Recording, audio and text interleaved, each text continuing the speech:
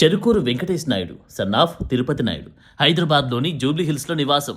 36 ఏళ్ల వెంకటేష్ నాయుడు లిక్కర్ కేసులో A34గా అనూహ్యంగా తెరపైకి వచ్చాడు. లిక్కర్ స్కామ్ డబ్బును తరలించడానికి సహకారం అందించారని ఆరోపణలు ఎదుర్కొంటున్న వెంకటేష్ నాయుడిని జూన్ 18న బెంగళూరు ఎయిర్పోర్ట్లో సిట్ అదుపులోకి తీసుకుంది. ఈ వెంకటేష్ నాయుడు ఇప్పుడు ఏపీ పొలిటికల్ సర్కిల్స్లో పెద్ద దుమారం రేపుతున్నాడు. 2 రోజులుగా ఇతని చుట్టూనే రాజకీయం నడుస్తోంది. అటు వైసీపీకి ఇటు టీడీపీకి మధ్య మాటల యుద్ధానికి కేంద్ర బిందువయ్యాడు. వైసీపీ నేతలతో సంబంధాలు ఉన్నాయంటున్న టీడీపీ చెవిరెడ్డి అనుచరుడిగా ప్రచారం జరుగుతున్న ఈ వెంకటేష్ నాయుడు 2 రోజుల క్రితం నోట్ల కట్టలను లెక్కిస్తున్న వీడియో వైరల్ అయింది.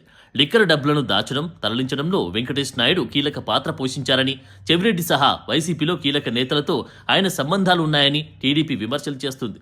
అయితే టీడీపీ విమర్శలకు వైసీపీ రివర్స్ అటాక్ స్టార్ట్ చేసింది. ఫోటోలు కేవలం వైసీపీ నేతలతోనే కాదు, టీడీపీ సహా పలు పార్టీల కీలక నేతలతో ఈ వెంకటేష్ నాయుడు ఫోటో దిగాడు. కేంద్ర మంత్రులు, టీడీపీ నాయకులు, బీఆర్ఎస్ కీలక నేతలతో పాటు జగన్తోనూ ఫోటోలు దిగారాయన. ఈ ఫోటోలను విడుదల చేసి టీడీపీకి కౌంటర్ ఇస్తుంది YCP. Venkatesh Naidu real estate వ్యాపారం చేస్తూ అందరితోనూ సన్నిహితంగా ఉంటారని వైసీపీ చెబుతోంది. అతని వ్యాపారానికి సంబంధించిన డబ్బును లిక్కర్ డబ్బు అంటూ ప్రచారం చేస్తున్నారని వైసీపీ ఆరోపిస్తుంది. అది లిక్కర్ డబ్బు అయితే ఎన్నికల్లో పంచిందైతే 2,000 రూపాయల నోట్లు ఎందుకుంటాయని వైసీపీ ప్రశ్నిస్తుంది.